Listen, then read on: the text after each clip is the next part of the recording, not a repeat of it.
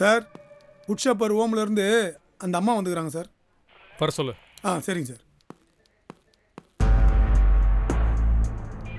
Good morning sir. உட்காருங்க.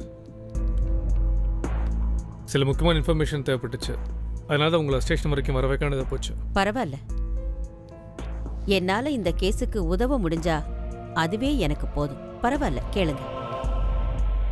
நீங்கள் Jacqueline கொலை வழக்கை பற்றி பேப்பரில் படிச்சிருப்பீங்களா? தினமும் படிக்கிறேன். ஜாக்லின் கூட ரவின்னு ஒருத்தர் கொலை செய்யப்பட்ட விஷயம் உங்களுக்கு தெரியுமா? தெரியும். இன்வெஸ்டிகேஷன் பண்ணதில் அந்த ரவிங்கிறவனும் உங்கள் குச்சப்பட் ஹோமில் தங்கி படித்ததா ஒரு இன்ஃபர்மேஷன் வந்திருக்கு. அது உண்மையா? ஆமாம், உண்மைதான். அப்போ நான் அன்னைக்கு கேட்டதுக்கு இல்லைன்னு சொன்னீங்க. சொல்லக்கூடாதுன்னு இல்லை, ஜாக்லினை பற்றி கேட்டீங்க, அதனால அவளை பற்றி மட்டும் சொன்னேன்.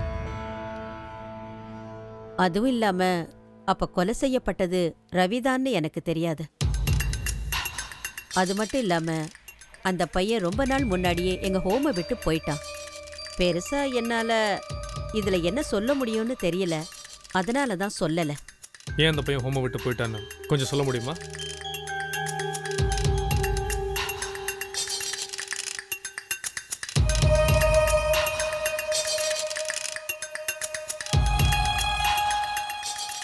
எங்க இல்லத்துல ஆண்களும் இருக்காங்க, பெண்களும் இருக்காங்க. ஒழுக்கம்தான் அவங்க வாழ்க்கையை மேம்படுத்தும்னு சொல்லிக் கொடுக்கறது மட்டும் இல்ல, அதை கடைப்பிடிக்கிறதுல நாங்க ரொம்ப கண்டிப்பா இருப்போம்.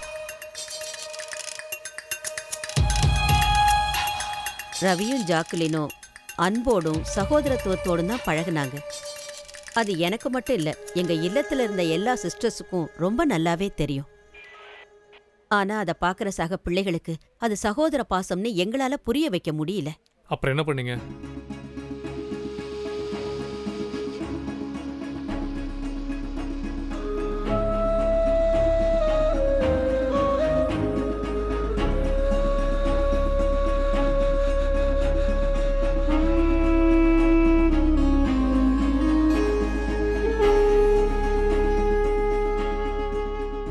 அவங்க 2 பேரையும் கூப்பிட்டு நான் கண்டிச்சேன். அதனால ரவி எங்க இல்லத்தை விட்டு போயிட்டான்.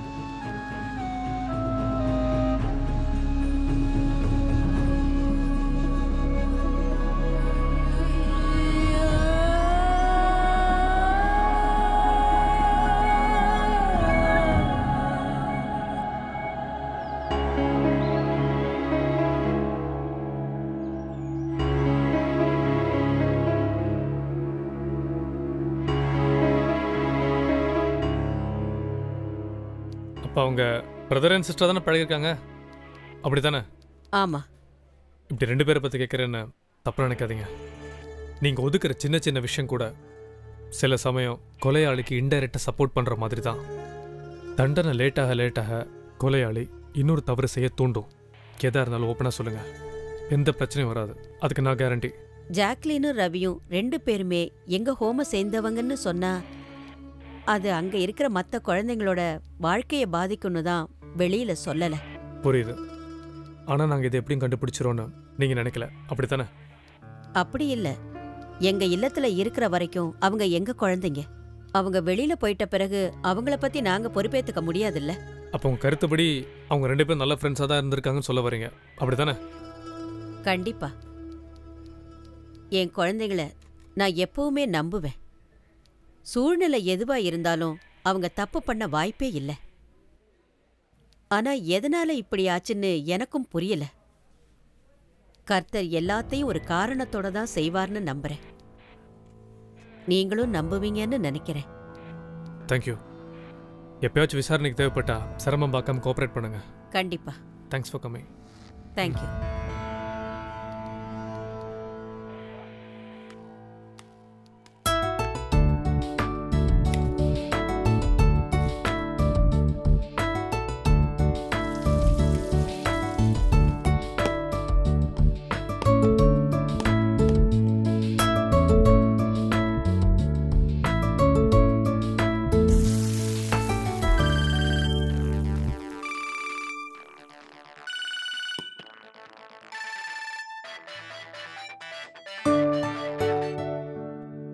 ஹாய், சொல்லுங்க Nithya. 3, 2, 1. Happy birthday ACP sir.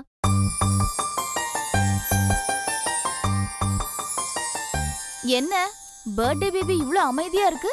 ட்ரீட்டுக்கு பயந்து பர்த்டே தான் சொல்லல. அட்லீஸ்ட் விஷ் பண்ண ஒரு தேங்க்ஸ் கூடவா சொல்லக்கூடாது? சாரி. Thank you so much. ஆனா எப்படி நித்யா, என் பர்த்டே எப்படி உங்களுக்கு தெரியும்?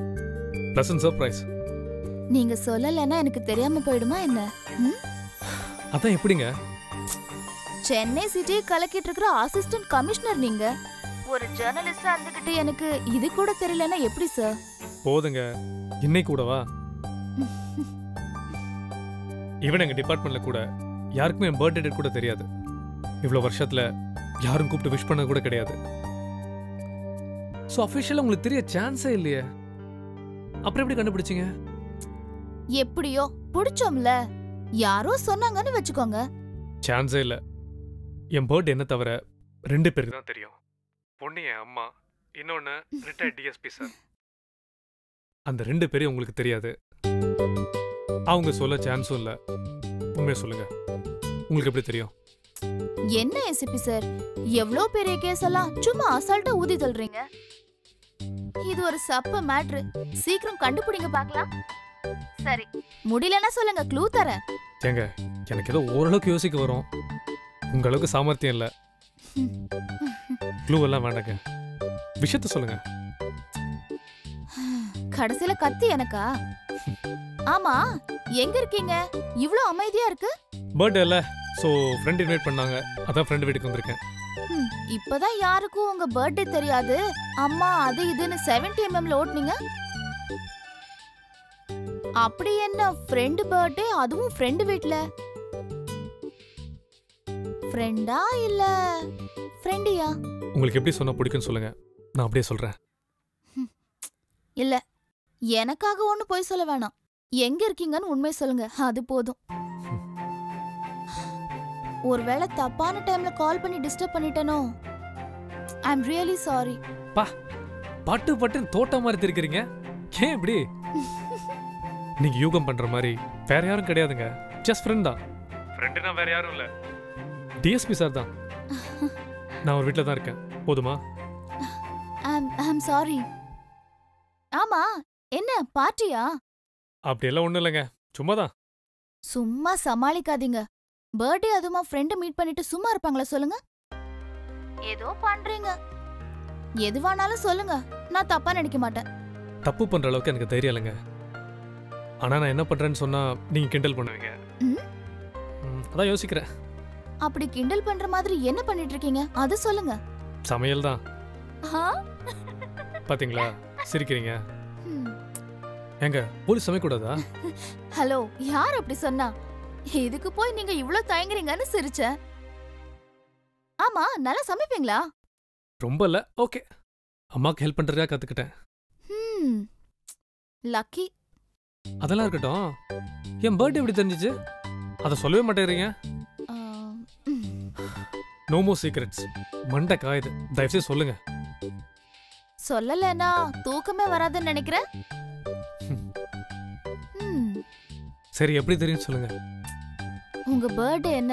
உங்க நட்சத்திரம் அனுஷம் தானே, அது கூட தெரியும். எப்படிங்க? நட்சத்திரம் எல்லாம் சான்ஸே இல்ல. ப்ளீஸ் சொல்லுங்களேன். ஒரு போலீஸ் இப்படி எல்லாம் கெஞ்சுவாங்க, அதுவும் ஏசிபி. ஒரு தடைய வேணும்னா தர, வேணும்னா கண்டுபிடிச்சுக்கோங்க. நீங்க மார்னிங் மூகாம்பிகை அம்மன் கோவில தானே அர்ச்சனை பண்ணீங்க, கரெக்டா?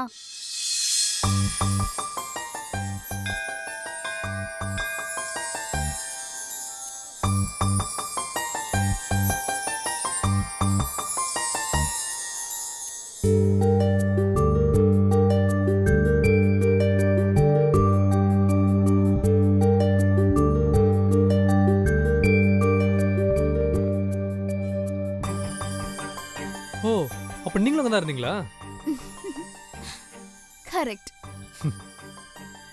இனியாவது நிம்மதியா தூங்குவீங்களா? Anyway, once again happy birthday ACP sir. எனக்கு டைம் ஆயிடுச்சு, நான் வச்சிடுறேன். பாய்.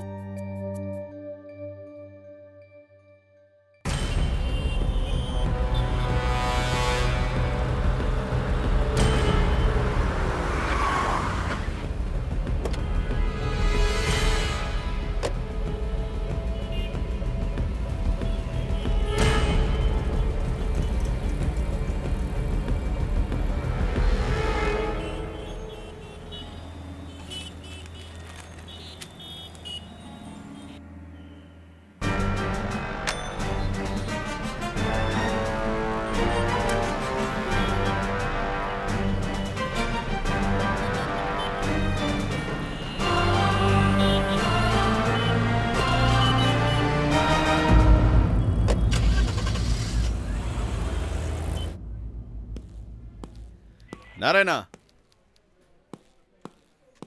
வணக்கம் சார். எங்கேயா அந்த ஏசிபி வந்துட்டாரா இல்லையா? இல்லை சார், வந்துட்டே இருக்காரு. ஆமாம், அப்படியே வந்துட்டாலும் என்னமோ இவர் மட்டும்தான் போலீஸ் மாதிரியும் நாம எல்லாம் காகி சட்டை போட்டுட்டு வெத்து சம்பளம் வாங்கிட்டு இருக்கிற மாதிரியும் ரொம்ப தெனாவட்டா பேசுறாரு. ஒன்றும் இல்லாத கேஸை வச்சுக்கிட்டு கதையை ஓட்டிட்டு இருக்கிறது தெரியாதுன்னு நினச்சிட்டு இருக்கிறாரா? ஆமாம் சார், இவங்கெல்லாம் அப்படி தான் சார். இந்த அடையார் கேஸை வச்சுக்கிட்டு எத்தனை நாள் ஓபி அடிக்கிறார் பார்த்தியா? எப்போ கேட்டாலும் இன்வெஸ்டிகேஷனில் இருக்கிறேன்னு சொல்லிட்டு தான் பொழப்ப பார்த்துட்டு இருக்கிறார். இதே நம்மளா இருந்தா கேஸை முடிக்காம ஜவ்வு மாதிரி இழுக்கிறோம், கணக்கு காமிக்கிறோன்னு கிழின்னு கிழிச்சிருப்பாங்க. சார், இதெல்லாம் நம்ம டிபார்ட்மெண்ட்டில் சகஜம் தானே சார். என்ன நடக்குதுன்னு பார்க்கலாம், பொறுமையாக இருங்க சார். ஆமாம், விளக்கென்ன இதுக்கு எதுக்கே இன்வெஸ்டிகேஷன்லாம்? பார்த்தாலே தெரியுது கள்ள தொடர்பு கேஸுன்னு. இதுக்கு 100 இன்வெஸ்டிகேஷன் வேற. இதெல்லாம் ஏட்டு சொரக்காயா, கேஸுக்கு உதவாது. சரியா சொன்னீங்க சார். நீயும் பார்க்க தான்யா போற. இது கண்டிப்பா கள்ள தொடர்பு கேஸ் தான்யா. இதை நான் இப்போ சொன்னேன்னா யூனிஃபார்மை கழட்டி போட்டுட்டு பேசாம கிளிஜோசியம் பாருன்னு நக்கலடிப்பானுங்க. இதே இது அவர் 1 வருஷம் கழிச்சு இன்வெஸ்டிகேஷன் எல்லாம் முடிச்சு கள்ள தொடர்பு அப்படின்னு கண்டுபிடிச்சாருன்னு வச்சுக்கோ, அவருக்கு மெடல் குத்தி ப்ரமோஷன் கொடுத்தாலும் ஆச்சரியப்படுறதுக்கு இல்லை. ஆமாம் சார், மேலே இருக்கவன் எவன் சார் கீழே வேலை செய்கிறவனை மதிக்கிறான்? எல்லா இடத்துலையும் இருக்கிறது தானே சார். என்னையா எங்கேயோ இடிக்குது சார்? நான் உங்களை சொல்ல சார், பொதுவாக தான் சார் சொன்னேன். சொல்லுவ. சரி, அந்த அம்மா வந்துருச்சாயா? யாரு சார்? அதாயா அந்த அடையார் கொலையில் செத்து போன அருணோட செக்ரட்டரி ஸ்டெல்லா. வந்துட்டாங்க சார். எப்படி இருக்கு செக்ரட்டரி சார்? ஏன் நீ பார்க்கலையா? அதெல்லாம் இல்லை சார். முதல்ல வழி இருந்து நிறுத்தியா, எல்லாரையும் கூட்டு வச்சு இன்னைக்கு என்ன படம் ஓட்ட போறான்னு போய் பாரு. வணக்கம் sir. Good morning sir. Good morning. என்னையா காலைல இன்வெஸ்டிகேஷன் என்ன பற்றி தான் போல இருக்கு? இல்லை, இதுக்கு நடுவில் கொஞ்சம் டைம் கிடைச்சா மற்ற கேஸையும் பாருங்க, சீக்கிரம் ப்ரொமோஷன் கிடைக்கும். என்ன சார், சரிதானே? ஆமாம், அருணோட செக்ரட்டரி வந்துட்டாங்களா? வந்துட்டாங்க சார், உங்கள் டேபிள் கிட்ட தான் உட்கார வச்சிருக்கேன். எது கேட்டாலும் சிரிச்சிட்டாரு, வேலை பார்க்காத போ. Sorry sir. போங்க, வேலையை பாருங்க.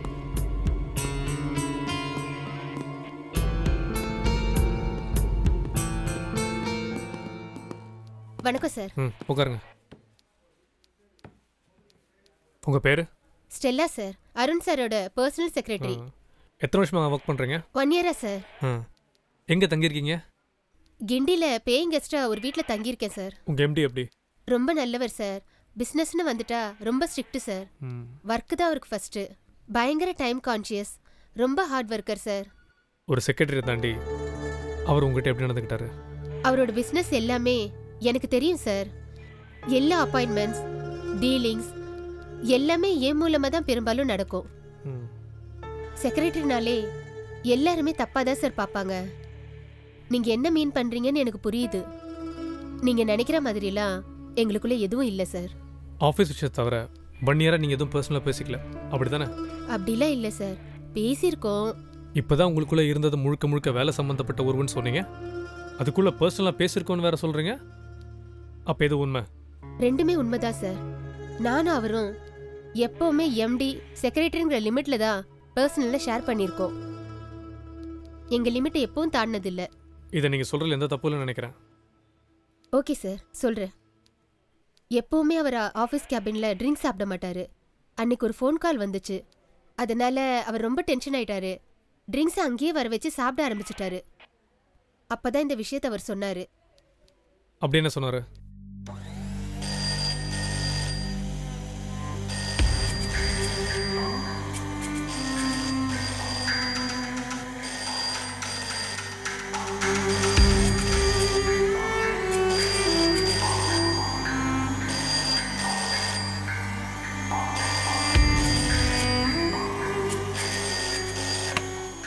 ஹலோ ஹலோ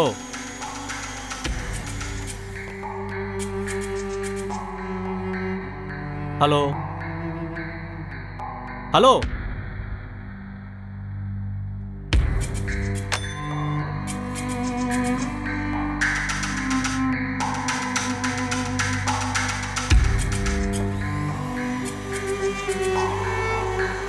யார் கால் பண்ணா?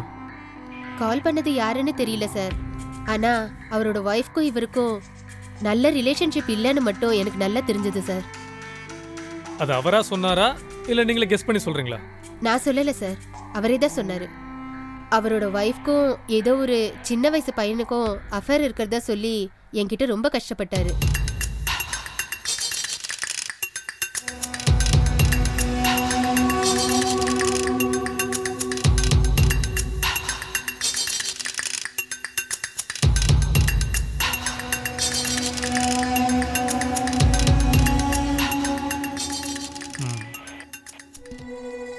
வேற ஏதாவது சொன்னாரா?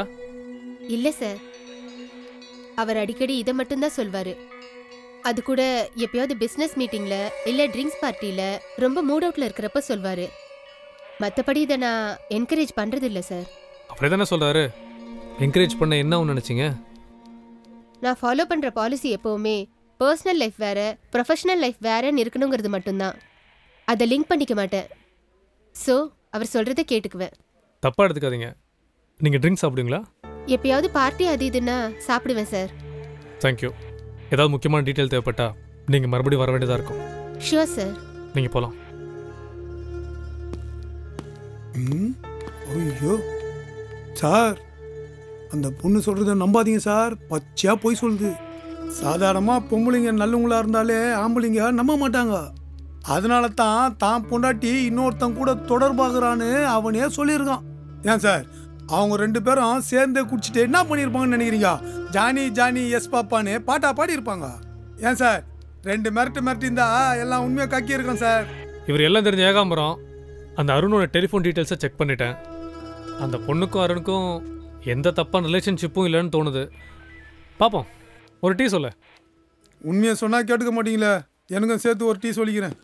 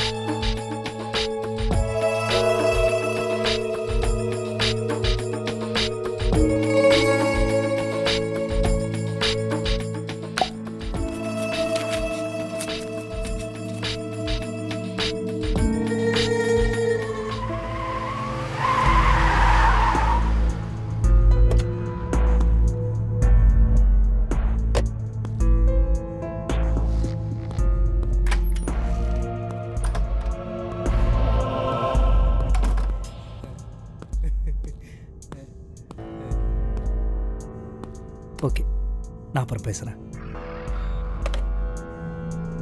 வாங்க சார், மறுபடியும் என்கொயரியா? சாரி சார், நான் கொஞ்சம் பிஸி. நாளைக்கு வச்சுக்கலாமா? நான் உங்களை என்கொயரி பண்ண வரல. அப்புறம் உங்களை அரெஸ்ட் பண்ண வந்திருக்கேன்.